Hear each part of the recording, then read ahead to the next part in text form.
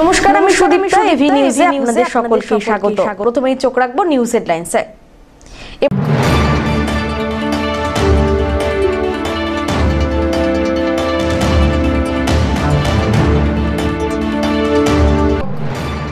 জলপাইগুড়ি শহরে এক যুবকের অস্বাভাবিক মৃত যুবকের নাম বিজয় চৌধুরী, বয়স ৩৭। চাঞ্চল্য গোটা এলাকায়।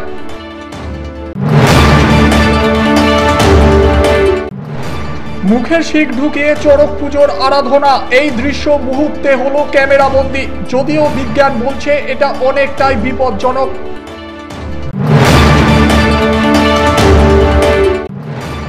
কল আছে কিন্তু জল পড়ে না, বিপাকে পিএইচির কর্মীরা। পানীয় জলের গাড়ি আটকে চলল বিক্ষোভ দেখালেন জলপাইগুড়ির অরবিন্দ গ্রাম।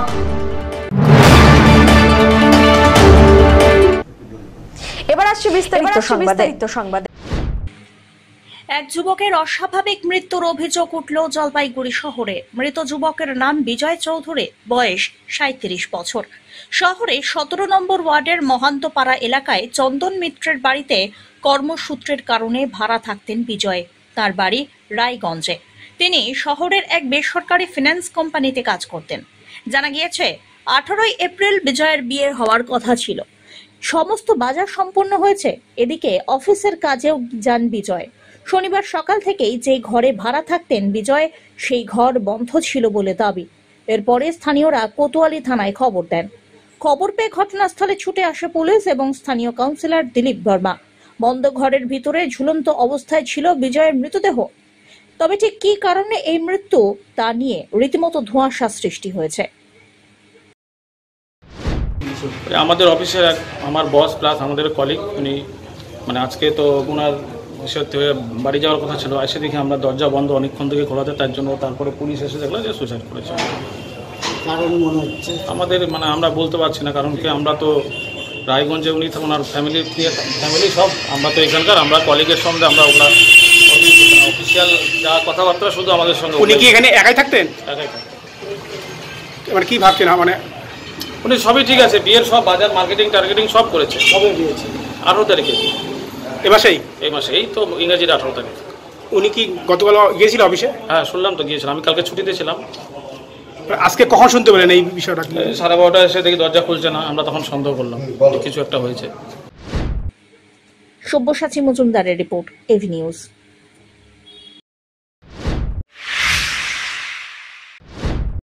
চড়ক পুজো উপলক্ষে কয়েকজন যুবক লোহার শিক বা তার তাগিয়ে চড়ক পুজোর প্রস্তুতি নিচ্ছে। তারা বলছে এটা তাদের ভক্তি শ্রদ্ধা। যদিও এ ধরনের আবেগ বা ভক্তি বিজ্ঞানসম্মতভাবে দেখলে খুবই ঝুঁকিপূর্ণ বলে দাবি করছেন জলপাইগুড়ি সায়েন্স অ্যান্ড নেচার ক্লাবের সম্পাদক ডক্টর রাজা রাউত। তিনি বলেন, একটি সম্প্রদায়ের মানুষ চড়ক পুজোকে কেন্দ্র করে নিজের শরীরের মধ্যে বড়শি কিংবা লোহার কিছু জিনিসপত্র ঢুকিয়ে চড়ক পুজোর বিশেষ আরাধনা করে। এটি অত্যন্ত বিপজ্জনক বা ক্ষতিকর। তবুও কিছু কিছু সম্প্রদায়ের মানুষ এই পুজোর সাথে তাদের আবেগ বা ভক্তি জড়িয়ে রেখেছে। এই যে বড়শি যে লাগিয়েছো ঠোঁটের মধ্যে, কি করে লাগাও এবং যন্ত্রণা হয়?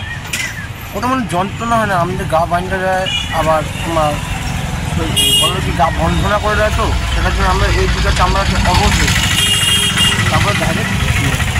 আর যখন পুজো শেষ হওয়ার পর খুলো কি করে? আমরা খুলে দেয়, তারপরে খুলে বার করে দেয়। এটা করে থাকো কেন? এইটা এই চড়ক পুজো না, এটা কেন করো? এই ইয়েটা কেন? এটা শিবের পূজা করছি আমরা, সন্ন্যাসী যাচ্ছি। ভালো লাগে এটা করতে? হ্যাঁ। কি নাম তোমার? আমার নাম রণবীর সিং। বাড়ি কোথায়? বাড়ির জন্য আমার কিন্তু তেলটি পড়াশোনা করো? এখন পড়াশোনা ছাড়ছি, কাজ করছি। এটা করে ভালো লাগে? এই যে নিজের ভক্ত? হ্যাঁ, আমরা ভক্ত হিসাবে। হ্যাঁ, এটা একটা ঘটনা যে এটা দেখা যায়, এটা বহু বছরের প্র্যাকটিস মানুষের। সেটা হচ্ছে যে একটা বিশেষ ধর্মের এবং আস্থার মানুষ চড়ক পূজায় তারা এই যে ধরনের ঘটনাগুলো ঘটে, অর্থাৎ গায়ে পেরেক ফুটিয়ে সেইগুলো লাগিয়ে তারের মধ্যে ঝোলা, বাঁশের মধ্যে ঝোলা, তো এটা যদি বিজ্ঞানসম্মতভাবে বলা যায় তাহলে তো অত্যন্ত রিস্কের, এটা অত্যন্ত ঝুঁকিপূর্ণ এবং যে কোনো সময় বিপদ ঘটতে পারে, ঘটেওছে, খেয়াল করে দেখবেন। তো এটা অত্যন্ত মানে অমানবিকও বলা চলে, যেহেতু এই ধরনের তারা করেন। যদিও তারা একটা ধর্মের প্রতি আস্থা রেখে, বিশ্বাস রেখে, তাদের অনুভূতি, তাদের আবেগের বিষয় জড়িত আছে এবং সেটার থেকে, সেই আস্থার জায়গা থেকে হয়তো করেন সেই রকম শারীরিক নির্যাতন নিজেদের মধ্যে করেন, যেটা অবশ্যই যার যেটা ধর্ম সেটাকে সম্মান আমি জানাই এবং সেটা তাদের বিষয়। কিন্তু এইটুকু বলবো যে শরীরের দিক থেকে এটা অত্যন্ত ঝুঁকিপূর্ণ এবং অবশ্যই যে কোনো সময় বড় ধরনের বিপদ ঘটতে পারে। ফলে এইগুলো থেকে এখন তো দিন পাল্টাচ্ছে, যুগ পাল্টাচ্ছে। আমার মনে হয় মানুষ যদি তার এই যে ধর্মীয় আবেগগুলোকে যদি একটু বিজ্ঞানসম্মতভাবে চিন্তা করেন, তাহলে বোধহয় আরও ভালো হয়, আগামী দিনটা আরও ভালো কাটবে। এটুকুই বলা, বাকিটা তো তাদের আস্থার বিষয়, কিছু বলার নেই। কিন্তু অত্যন্ত ঝুঁকিপূর্ণ, সেই জন্য সাবধানে করা উচিত এবং উপযুক্ত ব্যবস্থা নেওয়া দরকার আছে। অমিত বণিকের রিপোর্ট।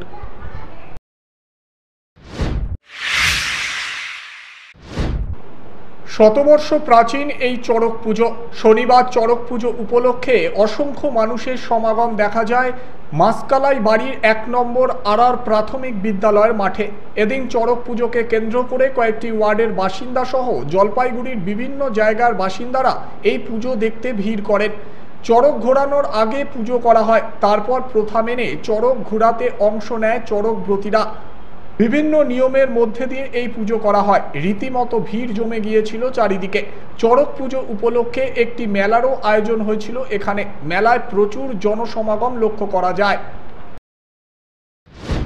তো বলছি যে এই পুজো কত বছর ধরে আপনি করছেন? আমি নিজে করতেছি 40 বছর। বলছি এই পুজো প্রথম কারা করে এইখানে? প্রথম করে মরণ ঘোষ। আচ্ছা, মরণ ঘোষই স্থাপিত করছে এটা। আজ থেকে 100 বছর আগে হবে। মরণ ঘোষই স্থাপিত করছে। তারপর উনি চলে যাওয়ার পরে আরও কিছু লোক ছিল, তারাও করতো।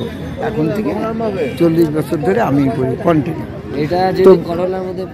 তো বলছি যে এই পুজোর নিয়ম নিষ্ঠা কি রয়েছে? নিয়ম নিষ্ঠা একদম গুরুদশা অবস্থা। মা বাবা মরলে যেরকম গুরুদশা, ঠিক ওরকম। যেদিন থেকে ঠাকুর চান করায় কান্দে নিবে, সেদিন থেকে তারা খাটে বসবে না, চকিতে বসবে না, তারা মেঝেতে বসবে, হ্যাঁ। এবং কি মাছ মাংস খাওয়া দাওয়া সব মানে ভবিষ্য করবে আর কি, বাবা মারা যায়। এবং কি কেউ যদি তার দিলের মধ্যে যদি ওর বাবাও মারা যায়, তাহলে কিন্তু কাজ করতে পারবে না। আমাদের শেষ হবে, চৈত্র মাস শেষ হবে, সংক্রান্ত পূজা হবে, পরের দিন মৎস্যমুখী হবে। মৎস্যমুখীটা মাছ নাও নিতে পারে, সেটা তারপর থেকে ওর বাবা বা মা মারা গেলে নিয়ম করবে। এই যে বলছি পিঠে যে বসে কাঁথাটা হয়, এটা কি নিয়ম রয়েছে? এটা নিয়ম রয়েছে, ওই জল দিয়ে মন্ত্র বলে তারপরে আমরা বসি ফুটাই।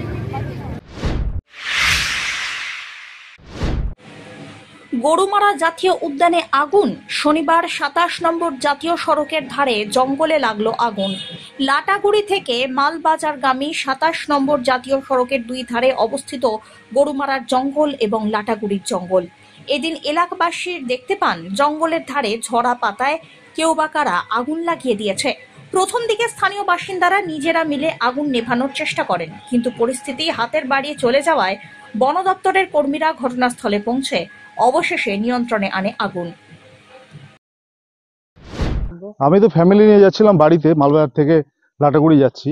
তো দেখলাম যে এখানে আগুন লাগানো অবস্থায় আছে, রোড সাইডে, জঙ্গলের মধ্যেই, লাটাগুড়ি জঙ্গলের মাঝখানে, একদম ঠিক এটা মাঝখানে, নেওড়া মোড় এবং চেকপোস্টের ঠিক মাঝখানে একদম চারদিকে মানে আগুন। তো আমরা নামলাম, নেমে আগুনটা যাতে নেভানো যায় তার ব্যবস্থা করলাম, চেষ্টা করছি, এখনো তো জ্বলছে। আর এখানে নেটওয়ার্কও নেই যে নেটওয়ার্কে রেঞ্জার বাবুকে ফোন করে বলবো, সেটাও পাচ্ছি না। তা আগে নিভিয়ে তারপর রেঞ্জার স্যারের কাছে যাব। কিভাবে দেখছেন, কিভাবে লাগলো জানতে পারছেন?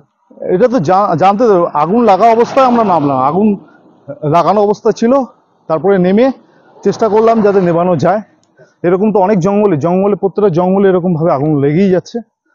তো এখানে তো বনকর্মীদের থাকা উচিত, সেটাও দেখছি না, বনকর্মীরা নেই। এই যে আগুন লাগাতে কতটা ক্ষয়ক্ষতি হচ্ছে এখন দেখুন, এখানে তো ছোট ছোট গাছ, বড় বড় গাছ, সব গাছই আছে। এখন পোকামাকড় আছে, এখন ক্ষতির পরিমাণটা তো ওইভাবে আমি অ্যানালাইসিস করতে পারবো না। কি মনে করছেন কত এই যে গাছ গাছালা? এখন ধরুন আমরা যদি এখন এটা না বন্ধ করতাম, আমরা আগুনটা যদি নেভানো বন্ধ না করতে পারি, তাহলে প্রচুর অনেকটা জায়গা ছড়িয়ে যাবে। এখানে তো হাতি, অনেক কিছু, ওয়াইল্ড লাইফ তো আছেই। হ্যাঁ, তাতে কত ক্ষতি, মানে প্রচুর ক্ষতি। এই ক্ষতির কোনো সেভাবে বিশ্লেষণ করা সম্ভব না। এখন কি আপনি নিজেই করলেন? হ্যাঁ, নিজেই করলাম, আপনারাও হেল্প করলেন। আর এখন তো যারা এখান থেকে রাস্তা দিয়ে যাচ্ছে সবাইকে তো পাচ্ছিও না আমরা, যে একটু দাঁড়িয়ে আগুনটাকে নেওয়া হবে। এখন তো সবাই হচ্ছে ভোট নিয়ে ব্যস্ত।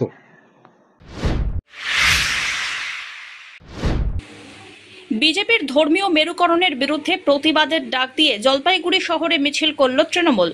বাংলার বছর শেষে জলপাইগুড়ি শহরের বাসিন্দাদের নববর্ষের বার্তা দিতে ঢাক ঢোল বাজিয়ে একাধিক দেবদেবীর সঙ্গে নিয়ে শহরের রাস্তায় হাঁটলেন তৃণমূল কর্মীরা। নেতৃত্বে ছিলেন জলপাইগুড়ি পুরসভার ভাইস চেয়ারম্যান সৈকত চট্টোপাধ্যায়। শহরবাসীকে নববর্ষের শুভেচ্ছা জানানোর পাশাপাশি বিজেপির হাতে বাংলার দেবদেবীর বিভিন্ন বার্তাও তুলে ধরলেন তিনি। আমার মা, আমার শিব, আমার দুর্গা, আমার কালী আজকে আক্রান্ত, আমার রাম সীতাও আক্রান্ত বিজেপির রামের কাছে। একই সাথে দেশের সংবিধান এবং গণতন্ত্রকে হত্যা করছে বিজেপি। তাই জন্য শুভ নববর্ষে মানুষকে অগ্রিম শুভেচ্ছা জানাতে এবং একই সাথে আজকে বাঙালি এবং বাংলায় বসবাস করি 10 কোটি 50 লাখ মানুষ, প্রত্যেক বাঙালির হয়ে গুজরাটের বিরুদ্ধে লড়াইয়ের ডাক দিয়ে আজকে আমরা রাস্তায় নেমেছি। বলছে দেবদেবীর ছবি নিয়ে আপনারা যাচ্ছেন। দেবদেবীর ছবি হচ্ছে আজকে ঈশ্বরকে অত্যন্ত প্রয়োজন।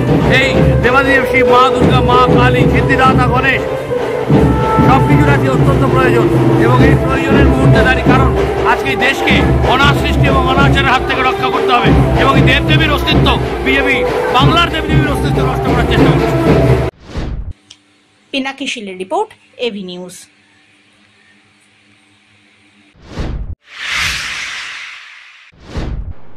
রবিবার পয়লা বৈশাখ, ওই দিন চালসার এক অনুষ্ঠানের মাধ্যমে রাজ্যবাসীকে বাংলার নববর্ষের শুভেচ্ছা জানাবেন রাজ্যের মুখ্যমন্ত্রী মমতা বন্দ্যোপাধ্যায়।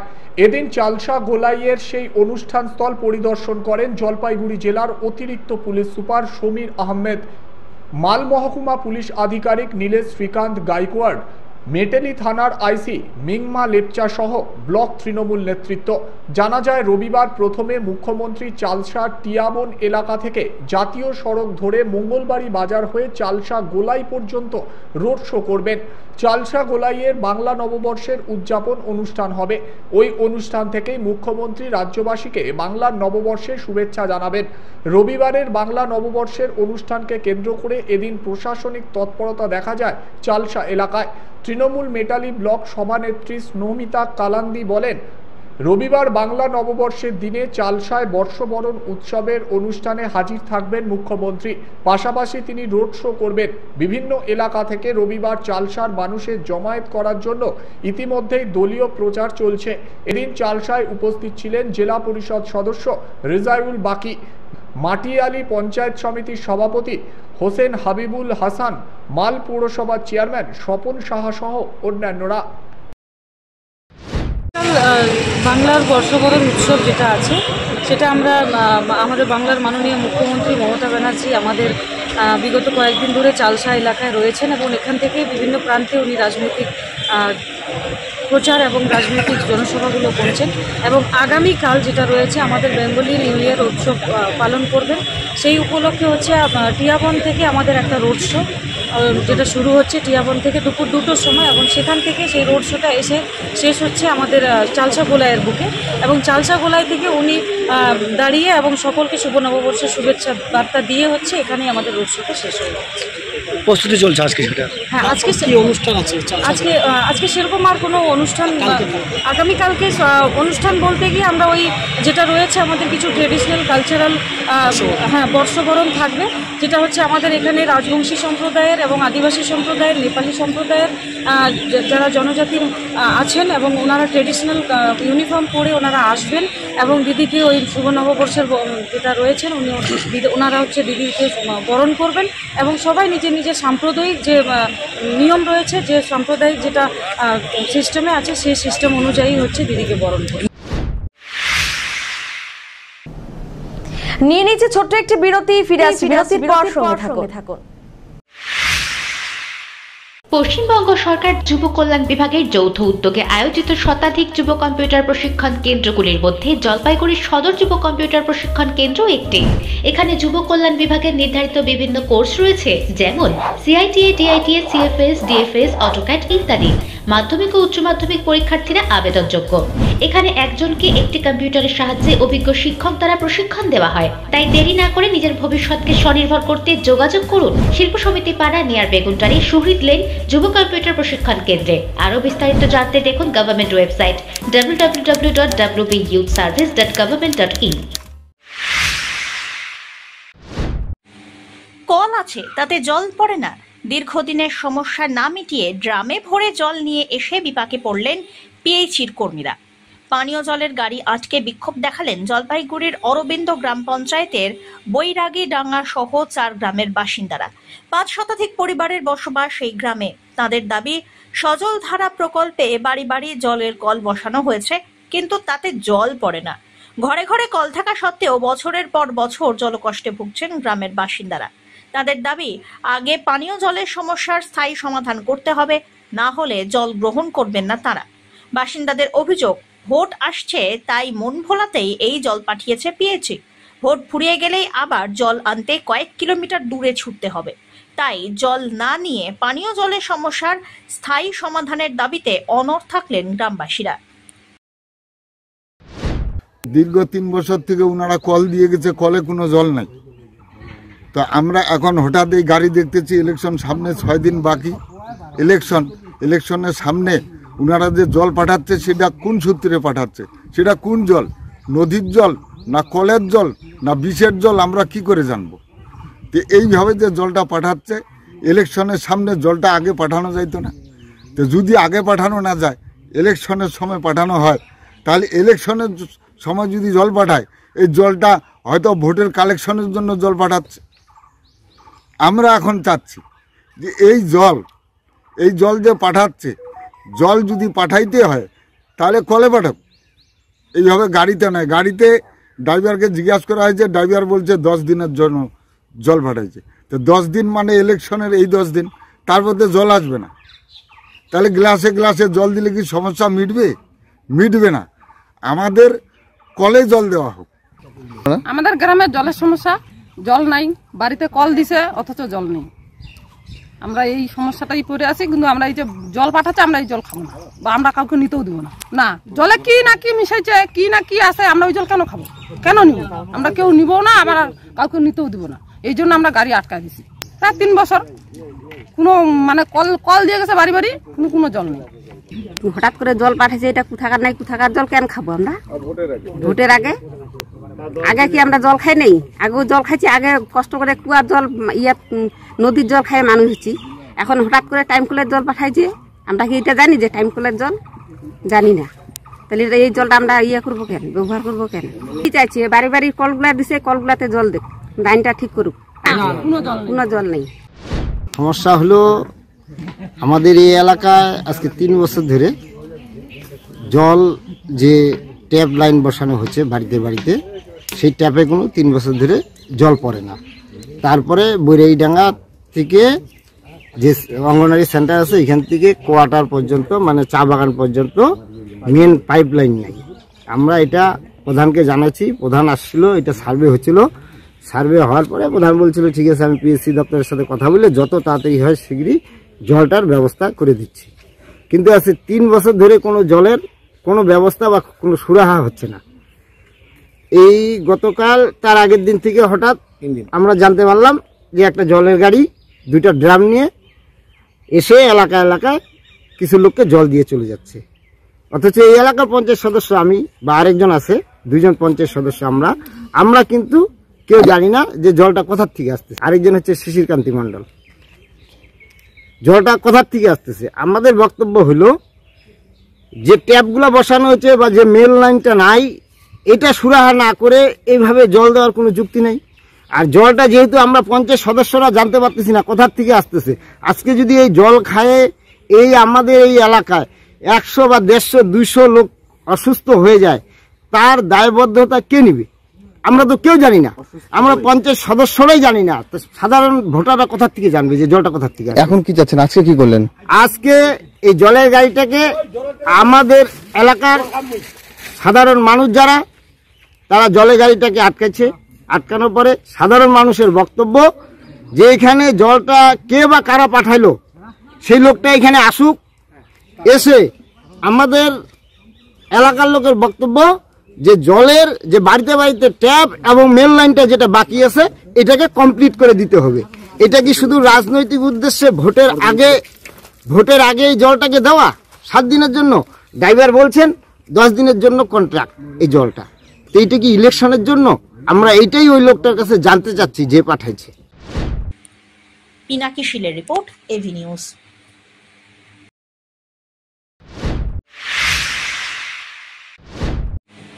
প্রতি বছরের মতো এবছরেও জলপাইগুড়ির কান্তেশ্বরী কালী মন্দির প্রাঙ্গণে বাসন্তী পুজোর আয়োজন করা হয়েছে। ইতিমধ্যেই পুজোকে ঘিরে ব্যস্ততা তুঙ্গে। মন্দিরে বাসন্তী পুজো করার জন্য আলাদাভাবে পুজো মণ্ডপ তৈরি করা হচ্ছে। এই বছর বাসন্তী দেবীর পুজোকে ঘিরে ইতিমধ্যেই শুরু হয়েছে ব্যস্ততা। তারই প্রস্তুতি এখন জোর কদমে। 14 এপ্রিল রবিবার বাসন্তী দুর্গাপুজোর আমন্ত্রণ এবং অধিবাসের মধ্যে দিয়ে পুজো শুরু হবে। এবছর 15 এপ্রিল সোমবার সপ্তমী, 16 এপ্রিল অষ্টমী, 17 এপ্রিল নবমী, 18 এপ্রিল দশমী পুজো। জলপাইগুড়ির কান্তেশ্বরী কালী মন্দির কমিটির সভাপতি সৌমেন ভট্টাচার্য বলেন, বাসন্তী পুজোর প্রস্তুতি ইতিমধ্যেই নেওয়া হয়েছে। নতুন মন্দিরে পুজোর আয়োজনও হয়েছে। তিনি আরো বলেন, বাসন্তী দেবীর পুজোকে কেন্দ্র করে এখানে ভক্তের ঢল নামে। অত্যন্ত নিয়ম নিষ্ঠার সঙ্গে মাতৃ আরাধনা হয়। এই পুজো ঘিরে এবারও মেলা বসবে। অষ্টমীতে হবে মায়ের ভোগ। পুজো শেষে ভক্তদের মধ্যে প্রসাদ বিলি করা হবে বলে জানান তিনি। ধারাবাহিক প্রতি বছরই করতেছি এবং প্রতি বছরই আমাদের এখানে 4 দিন ধরে মেলা হবে এবং আজকে আমরা পঞ্চমীতেই ঠাকুর আনবো এবং 4 দিন আমাদের এখানে থাকবে ঠাকুর। তারপরে 4 দিন পরে আমরা বিসর্জন দেবো। হ্যাঁ, এবং মেলার পাশাপাশি আমাদের এখানে নাগরদোলা থাকবে এবং হাজার হাজার লোকই আমাদের এখানে সমাগম। আমরা সকলের সহযোগিতায় আমরা এই পূজাটা করতেছি। আমাদের টোটাল 330 জন মেম্বার, তাদেরই সহযোগিতায় আমার এই কান্তেশ্বরী মন্দির গঠিত এবং পূজার সব সরঞ্জাম তাই দেয় আর কি। প্রত্যেকের সহযোগিতায় আমরা এই পূজাটা করতে পারি। মন্দিরের পুরোহিত শঙ্কর ঘোষাল বলেন, এখানে দুর্গা পুজো হয় না, মূলত বাসন্তী পুজোই হয়। পুজো উপলক্ষে বহু মানুষের সমাগম হয় এখানে। এই পুজো অত্যন্ত নিয়ম নিষ্ঠার সঙ্গে হয়ে থাকে। আমাদের পুজোর বৈশিষ্ট্য হচ্ছে আমরা তো বহু বছর ধরে পুজো করে যাচ্ছি। এখানে দুর্গা পুজো হয় না, বাসন্তী পুজোই হয় আমাদের মন্দিরে এবং প্রচুর লোকের সমাগম হয়। আর এটি হচ্ছে সবাই তাকিয়ে থাকে আমাদের কান্তেশ্বরী মন্দিরে বাসন্তী পুজো কবে হবে কি হবে না। করোনার সময় অনেককে জিজ্ঞাসা করেছে হবে কি হবে না। আমাদের মন্দিরের পুজো বিশিষ্ট হচ্ছে পুজোটা নিষ্ঠাভাবে করি আমরা। সকলে অঞ্জলি দিতে পারে, সকলে ভোগও দেয় এবং প্রায় 14-15 হাজার 1,500-এর মতো ভোগ আমাদের পড়ে এখানে। আর এর পাশাপাশি তো মন্দিরে কালী পুজোর মায়ের পুজো আছে, মা আছে এখানে, মায়ের পুজো হয়, নিত্য পূজা, মায়ের নিত্য পুজো হয়। মায়ের আবার যেদিন আপনাদের এখানে আমাদের সপ্তমী, অষ্টমী, নবমী 3 দিন মায়ের ভোগও হয়। আমাদের ভোগ নিরামিষ ভোগ হয়। সব্যসাচী মজুমদারের রিপোর্ট, এভি নিউজ।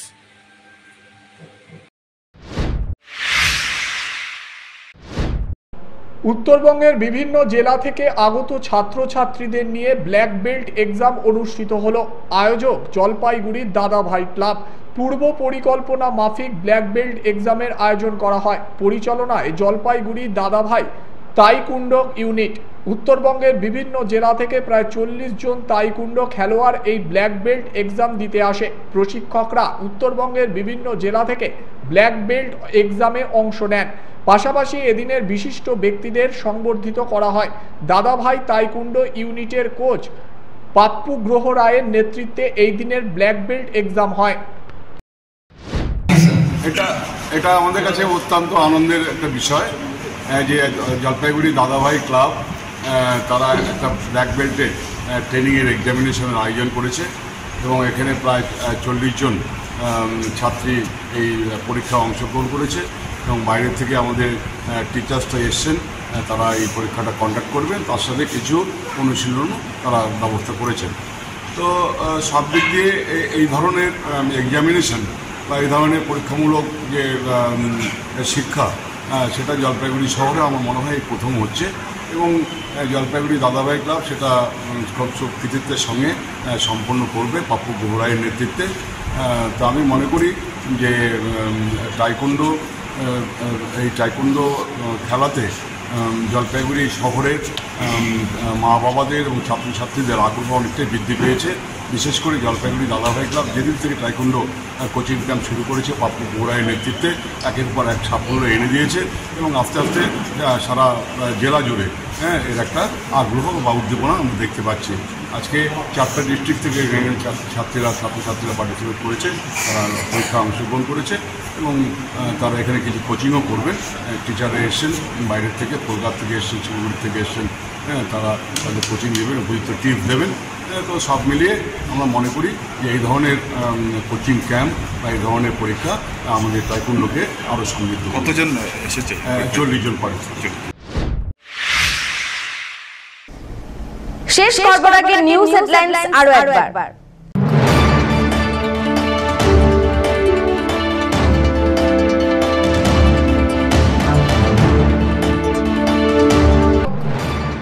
জলপাইগুড়ি শহরে এক যুবকের অস্বাভাবিক মৃত যুবকের নাম বিজয় চৌধুরী, বয়স 37, চাঞ্চল্য গোটা এলাকায়।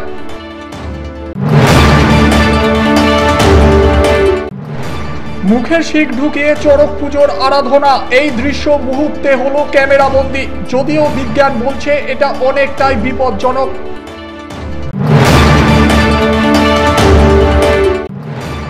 কল আছে কিন্তু জল পড়ে না, বিপাকে পিএইচির কর্মীরা। পানীয় জলের গাড়ি আটকে চলল বিক্ষোভ দেখালেন জলপাইগুড়ির অরবিন্দ গ্রাম।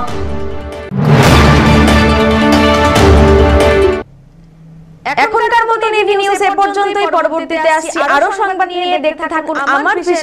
নমস্কার।